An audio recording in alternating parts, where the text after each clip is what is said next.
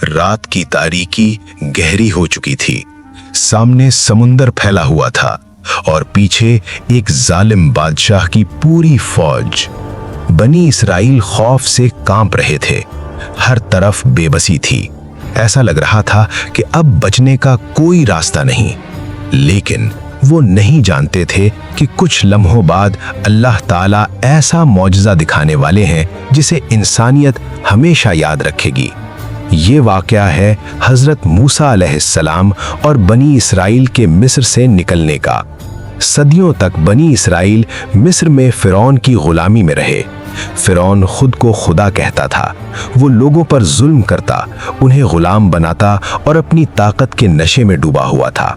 अल्लाह ताला ने बनी इसराइल की रहनुमाई के लिए हज़रत मूसा अलैहिस्सलाम को नबी बनाकर भेजा। हज़रत मूसा अलैहिस्सलाम ने फ़िरौन के सामने अल्लाह का पैगाम पेश किया।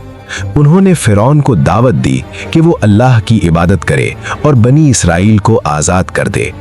लेकिन फ़िरौन ने तकब्बुर किया। उसने मूसा अलैहिस्सलाम को झुटलाया और उनका मजाक उड़ाया। कुरान में अल्लाह ताला फरमाते हैं कि फ़िरौन ज़मीन में सरकशी करने वालों में से था। फ़िरौन के दरबार में कई मौजज़ात ज़ाहिर किए गए। असा का सांप बन जाना, हाथ का रोशन हो जाना और दीगर निशानियां। लेकिन फ़िरौन का दिल सख्त हो चुका था। आखिरकार अल्लाह ताला ने मूसा अलैहिस्सलाम को हुक्म दिया कि वो बनी इसराइल को रात के वक्त मिस्र से लेकर निकल जाएं। रात के अंधेरे में हजारों लोग मिस्र से निकल पड़े। वो एक लंबा सफर करते हुए समुंदर के किनारे पहुंचे। लेकिन अचानक एक खतरनाक खबर मिली। फ़िरौन को उनके जाने का पता चल गया था। उसने अपनी पूरी फौज तैयार की और बनी इसराइल के पीछे निकल पड़ा।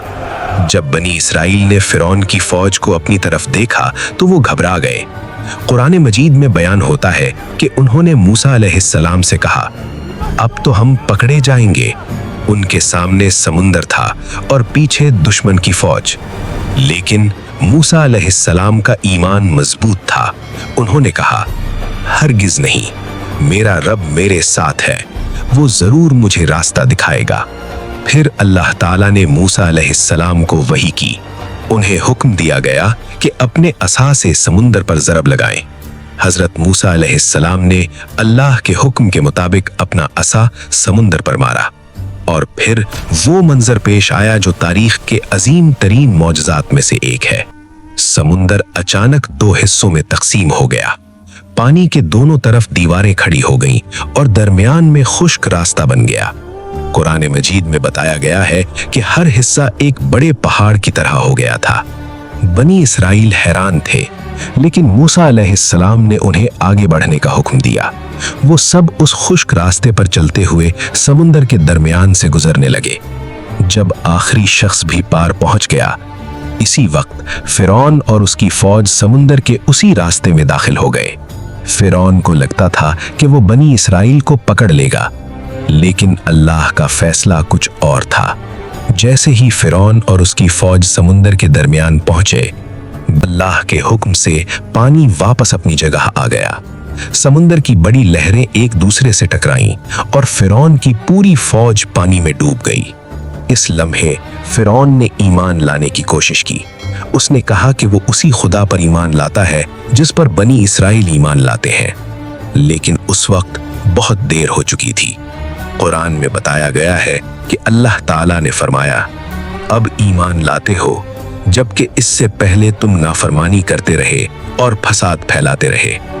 यूं एक जालिम बादशाह अपनी ताकत के बावजूद अल्लाह के अजाब से न बच सका और बनी इसराइल को अल्लाह ताला ने नजात अता फरमाई। ये वाक़या हमें एक बड़ी हकीकत सिखाता है। जब इंसान हर तरफ से घिर जाए, जब रास्ते बंद नजर आए, तब भी अल्लाह पर कामिल भरोसा रखने वाला कभी तन्हा नहीं होता, क्योंकि जब अल्लाह मदद का फैसला कर ले तो समुंदर भी रास्ते बन जाते हैं।